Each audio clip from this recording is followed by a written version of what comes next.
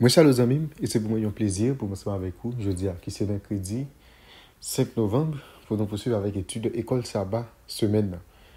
Moi, je voulais rappeler que semaine ça, étude là, c'est numéro 6, l'ennemi intérieur. C'est thème ça qu'on a développé pendant la semaine. Mais jeudi, nous allons ensemble une porte d'espoir. Une porte d'espoir. Bien avant que nous développions ensemble pour cette étude pour jeûner, nous prions. Merci tel notre Père et notre Dieu pour tout ce que vous venez vous encore qu'on réalisé dans la vie. Merci pour notre opportunité qui est bonne aujourd'hui pour nous étudier parole. Aidez-nous pour nous comprendre davantage et mettre en application parole. Nous allons mériter dans nos Jésus, nous prions. Amen. Vous avez me remercier, féliciter, encourager, ensemble des fois que vous consentez jour après jour pour capable étudier la parole de Dieu à travers un guide d'études École Sabbat. Je me rappelle, chaque fois qu'on finit d'étudier, plaisir, c'est toujours encourager, partager tout ça avec entourage. Quand ce cap facilité plus monde, arriver étudier le son école du sabbat. C'est pourquoi abonner, profitez de ça. Et puis encouragez l'autre monde pour faire même gens avec vous. Ce maintenant, nous avons étude numéro 6, l'ennemi intérieur, verset à mémoriser. Jérémie chapitre 17, le verset 10. Moi, l'Éternel, j'éprouve les cœurs, je sonde les reins pour rendre à chacun selon ses voies, selon le fruit de ses œuvres. C'est Jérémie chapitre 17, le verset 10, c'est le verset ça. Moi avec vous, durant ce semaine, nous gagnons pour nous capables mémoriser. Une porte d'espoir, c'est portion ça que nous allons considérer ensemble jeudi.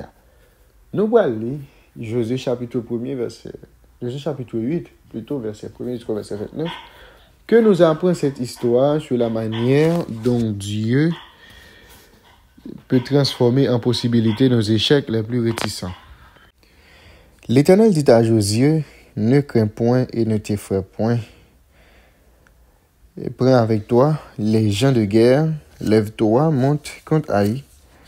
Moi, je livre entre tes mains le roi d'Haï et son peuple, sa ville et son pays. Tu traiteras Haï et son roi comme tu as traité Jéricho et son roi. Seulement, vous garderez pour vous le butin et le bétail. Place une embuscade derrière la ville. Josué se leva avec tous les gens de guerre pour monter contre Haï. Il choisit 30 000 vaillants hommes qu'il fit partie de nuit, et auxquels il donna cet ordre, écoutez, vous vous mettrez en embuscade derrière la ville. Ne vous éloignez pas beaucoup de la ville et soyez tout près. Mais moi et tout le peuple qui est avec moi, nous nous approcherons de la ville. Quand ils sortiront à notre rencontre, comme la première fois, nous prendrons la fuite devant eux. Ils nous poursuivront jusqu'à ce que nous les ayons attirés loin de la ville, car ils diront, il fuit devant nous, comme la première fois, et nous fuirons devant eux. Vous sortirez alors de l'embuscade, et vous vous emparerez de la ville, et l'Éternel, votre Dieu, la livrera entre vos mains.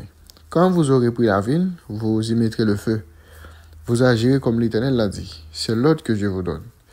Josué les fit partir, et ils allèrent se placer en embuscade entre Bethel et Haï, à l'occident d'Haï. Mais Josué passa cette nuit-là au milieu du peuple. Josué se leva de bon matin, passa le peuple en revue et marcha contre Haï. À la tête du peuple, lui et les anciens d'Israël. Tous les gens de guerre qui étaient avec lui montaient et s'approchèrent lorsqu'il est arrivé en face de la ville. Et ils campèrent au nord d'Haï, dont ils étaient séparés par la vallée. Josué prit environ 5 000 hommes et les mit en embuscade entre Bethel et Haï, à l'occident de la ville. Après que tout le camp eut pris position au nord de la ville et l'embuscade à l'occident de la ville, Josué s'avança cette nuit-là au milieu de la vallée. Lorsque le roi Haï vit cela, les gens d'Haï se levèrent en hâte de bon matin et sortirent à la rencontre d'Israël pour le combattre. Le roi se dirigea avec tout son peuple vers un lieu fixé du côté de la plaine. Il ne savait pas qu'il y avait derrière la ville une embuscade contre lui. Josué et tout Israël finirent d'être battus devant eux, et ils s'enfuirent par le chemin du désert. Alors tout le peuple qui était dans la ville s'assembla pour se mettre à leur poursuite. Ils poursuivirent Josué et ils furent attirés loin de la ville. Il n'y eut dans Haï et dans Bethel pas un homme qui ne sortit contre Israël. Ils laissèrent la ville ouverte et poursuivirent Israël. L'Éternel dit à Josué, étends vers Haï le javelot que tu as à la main, car je vais la livrer en ton pouvoir. Et Josué étendit vers la ville le javelot qu'il avait à la main. Aussitôt qu'il y étendit sa main, les hommes en embuscade sortirent précipitamment du lieu où ils étaient. Ils pénétrèrent dans la ville, la prirent et se hâtèrent d'y mettre le feu. Les gens d'Haï, ayant regardé derrière eux, virent la fumée de la ville monter vers le ciel, et ils ne purent se sauver d'aucun côté. Le peuple qui fuyait vers le désert se retournait contre ceux qui le poursuivaient. Car Josué et tout Israël, voyant la ville prise par les hommes de l'embuscade, et la fumée de la ville qui montait, se retournaient et battirent les gens d'Haï. Les autres sortirent de la ville à leur rencontre, et les gens d'Haï furent enveloppés par Israël de toutes parts. Israël les battit sans les laisser un survivant, ni un fuyard. Ils prirent vivant le roi d'Haï et l'amenèrent à Josué. Lorsqu'Israël eut achevé de tuer tous les habitants d'Haï dans la campagne, dans le désert, où il l'avait poursuivi, et que tous furent entièrement passés au fil de l'épée, tout Israël revint vers Haï et la frappa d'un tranchant de l'épée. Il y eut au total 12 000 personnes tuées ce jour-là, hommes et femmes, tous gens d'Haï. Josué ne retira point sa main qu'il tenait étendue avec le javelot, jusqu'à ce que tous les habitants eussent été dévoués par interdit. Seulement Israël garda pour lui le bétail et le butin de cette ville, selon l'ordre que l'Éternel avait prescrit à Josué. Josué brûla Haï, et en fit à jamais un morceau de ruine qui subsiste encore aujourd'hui. Il fit pendre à un bois le roi d'Haï, et il laissa jusqu'au soir. Au coucher du soleil, Josué ordonna qu'on descende son cadavre du bois. On le jeta à l'entrée de la porte de la ville, et l'on éleva sur lui un grand morceau de pierre qui subsiste encore aujourd'hui. Et nous, comment, qui stratégie que bon Dieu te baille avec Josué pour être capable de remporter victoire sous et Haï. Et il y a un bail qui est intéressant. Et stratégie, bon Dieu a transformé des faits qui ont été faits avant et comme étant un avantage tactique. Ainsi, de la vallée d'accord, en hébreu qui se trouve, en une porte d'espoir. Citoyen Haï, yo étaient trop confiants et dans tête yo par rapport avec première victoire qui ont été gagnée sur Israël. C'est-à-dire première victoire ont été gagnée, vinn ba yo confiance et yo vinn trop confiant dans tête yo. OK? Eh bien, yo pensé avec même stratégie qui ont été utilisée avant yo te battre Israël là.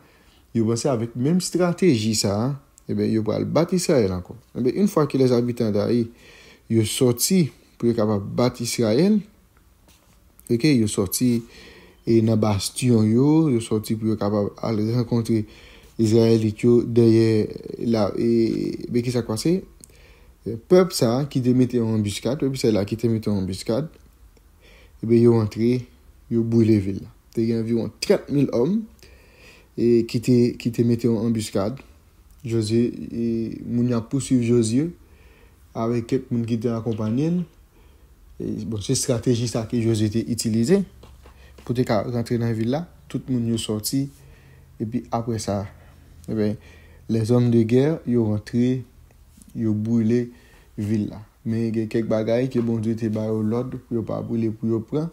Mais puisque c'est bon Dieu te barre l'ordre, eh bien, yo prend. C'est-à-dire nous cap comprendre Josué chapitre 8 verset 7 dit clairement, c'est pas stratégie qui baille victoire, mais c'est bon Dieu même qui baille et bien territoire ça ensemble avec les Israélites. Même dans le chapitre côté aspect militaire, il domine récit puisque tout l'autre chapitre qui est dans le livre là, texte en souligné une vérité qui est assez importante, c'est que la victoire est le don de Dieu. Le moment décisif de la bataille, il est venu quand les hommes, quand mon aïe quitté villa pour poursuivre Israélites. Dans tout chapitre là, C'est la deuxième fois que bon Dieu lui-même lui parlait. Après le fin de stratégie dans Josué chapitre 8, verset 2, en lui indiquant qu'il supervise la bataille.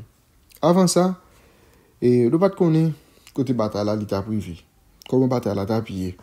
Et à partir de ce moment-là, il est évident que l'armée israélite là, il remporté la victoire. Les âmes de c'était gagné, c'est un fossile. Et c'est un fossile ou bien c'est pas vraiment une épée. OK?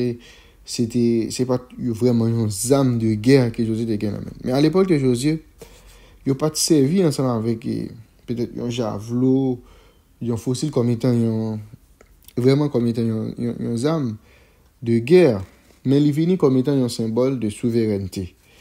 En plus de donner le signal de l'attaque, elle exprime aussi la souveraineté de Dieu lors de la défaite du Haï.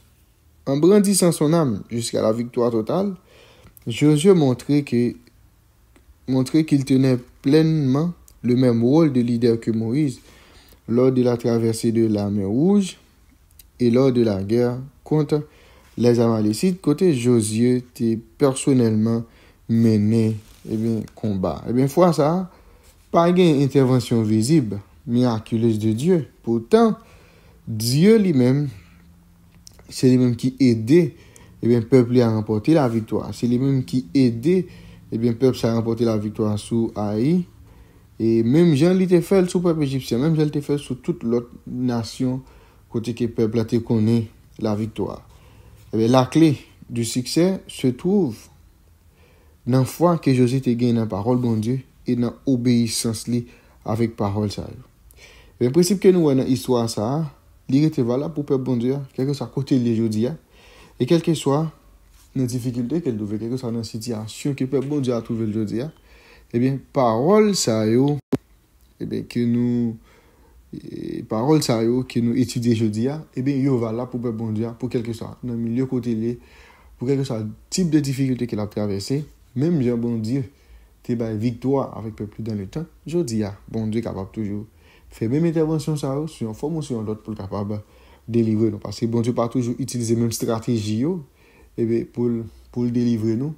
Parce qu'il gagne tout moyen pour capable délivrer nous. Mais ça nous besoin, même avec Josué, gagne foi dans la parole bon Dieu. Et rester dans obéissance ensemble avec parole li.